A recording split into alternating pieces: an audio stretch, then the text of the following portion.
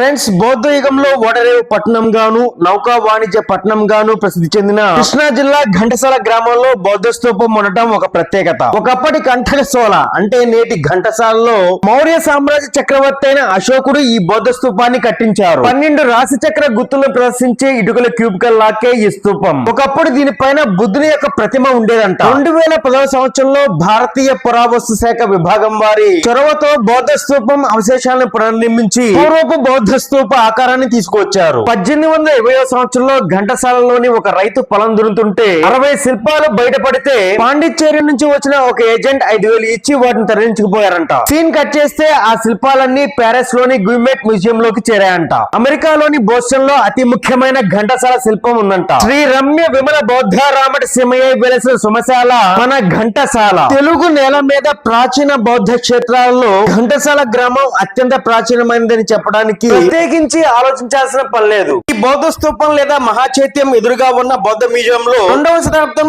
ఆ తర్వాత ఉన్న శతాబ్దాల బౌద్ధ అవశేషాలు ఉండటం గమనార్హం.